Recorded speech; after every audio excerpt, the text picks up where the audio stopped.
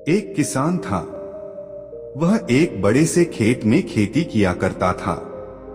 उस खेत के बीचों बीच पत्थर का एक हिस्सा जमीन से ऊपर निकला हुआ था, जिससे ठोकर खाकर वह कई बार गिर चुका था और न जाने कितनी ही बार उससे टकराकर खेती के औजार भी टूट चुके थे। रोजाना की तरह आज भी वह सुबह सुबह खेती करने पहुंचा, पर जो सालों से होता आ रहा था एक वही हुआ। एक बार फिर किसान का हल पत्थर से टकराकर टूट गया।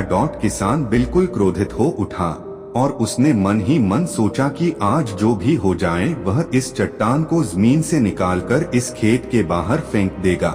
वह तुरंत भागा और गांव से 4 से 5 लोगों को बुला लाया और सभी को लेकर वह उस पत्थर के पास पहुंचा।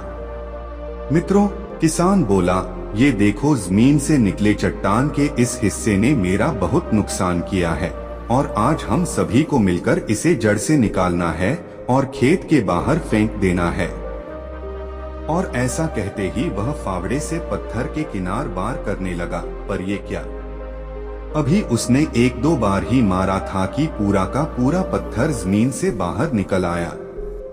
साथ खड़े लोग भी अचरज में पड़ गए और उन्हीं में से एक ने हंसते हुए पूछा, क्यों भाई, तुम तो कहते थे कि तुम्हारे खेत के बीच में एक बड़ी सी चट्टान दबी हुई है, पर ये तो एक मामूली सा पत्थर निकला।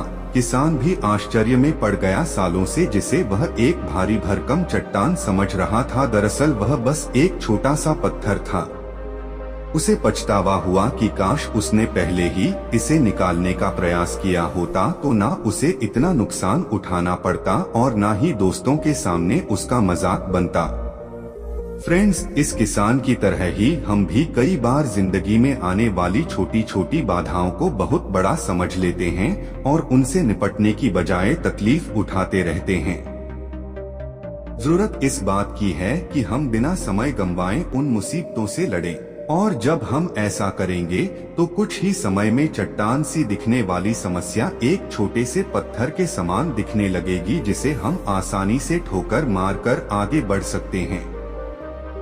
एक लड़का अत्यंत जिज्ञासु था। जहाँ भी उसे कोई नई चीज सीखने को मिलती, वह उसे सीखने के लिए तत्पर रहता था। उसने एक तीर बनाने वाले से तीर बनाना सीखा, नाव बनाने वाले से नाव बनाना सीखा, मकान बनाने वाले से मकान बनाना सीखा, बांसुरी बनाने वाले से बांसुरी बनाना सीखा। इस प्रकार वह बहुत सारे कलाओं में प्रवीण हो गया, मगर उसमें अहंकार आ गया।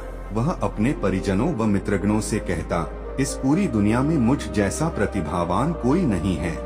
एक बार शहर में गौतम बुद्ध का आगमन हुआ। उन्होंने जब उस लड़के की कला और अहंकार दोनों के विषय में सुना, तो मन में सोचा कि इस लड़के को एक ऐसी कला सिखानी चाहिए जो अब तक की सीखी कलाओं से बड़ी हो। वे भिक्षा का पात्र लेकर उसके पास गए। लड़के ने पूछा, आप कौन हैं? बुद्ध बोले, मैं अपने शरीर को नियंत्रण में रखने वाला एक इंसान हूँ। लड़के ने उन्हें अपनी बात स्पष्ट करने के लिए कहा।